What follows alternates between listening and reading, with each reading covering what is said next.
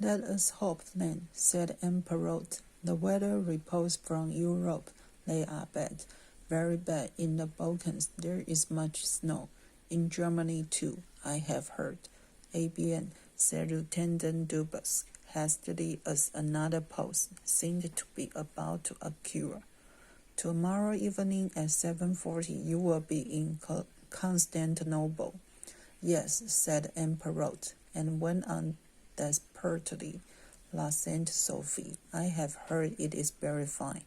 Magnificent, I believe." Above their heads, the blind of one of the sleeping car compartments was pushed aside and a young woman looked out. Mary Debenham had had little sleep since she left Baghdad on the preceding Thursday, neither in the train to Kirkuk, nor in the rest house at Mosul, nor last night on the train had she slept properly. Now, weary of lying wakeful in the hot stuffings of her overheated compartment, she got up and peered out. This must be Aleppo. Nothing to see, of course, just a long, poor, lightly platform with loud, furious altercations in Arabic going on somewhere. Two men below her window were talking French. One was a French officer. The other was a little man with enormous mustaches. She smiled faintly. She had never seen anyone quite so heavily muffled up. It must be very cold outside. That was why they heated the train so terribly. She tried to force the window down lower, but it would not go. The wagon-lit conductor had come up to the two men. The train was about to depart. He said Monsieur had better mount. The little man removed his hat. What an egg-shaped hat he had! In spite of her preoccupations, Mary Debenham smiled. A ridiculous-looking little man, the sort of little man one could never take seriously. Lieutenant Dubus was saying his parting speech. He had thought it out beforehand and had kept it till the last minute. It was a very beautiful, polished speech, not to be outdone. Emperor replied in kind. "En voiture, monsieur," said a wagon-lit conductor with an air of infinite reluctance. Emperor climbed aboard the train. The conductor climbed after him. Emperor waved his hand. Lieutenant Dubus came to the salute.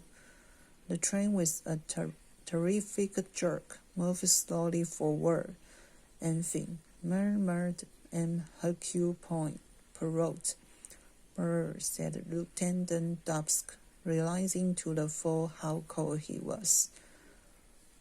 "Voyons, monsieur," the conductor displayed to Poirot with a dramatic gesture the beauty of his sleeping compartment and the neat arrangement of his luggage. "The little valise of monsieur. I have placed it here." His outstretched hand was suggestive. Hercule Poirot placed in it a folded note. "Merci, monsieur." The conductor became brisk and businesslike. "I have the tickets of monsieur. I will also take the passport. Please, monsieur breaks his journey in Istanbul, I understand."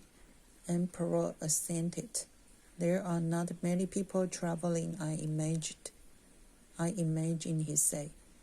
"No, monsieur, I have only two other passengers, both English, a colonel from India and a young English lady from Baghdad. Monsieur requires anything?"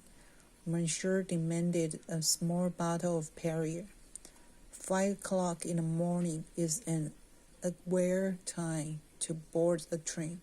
There was still 2 hours before dawn. Conscious of an inadequate night's sleeping and of delicate mission successfully accomplished, Emperor curled up in a corner and fell asleep. When he awoke, it was 9:30, and he sallied forth to the restaurant car in search of hot coffee.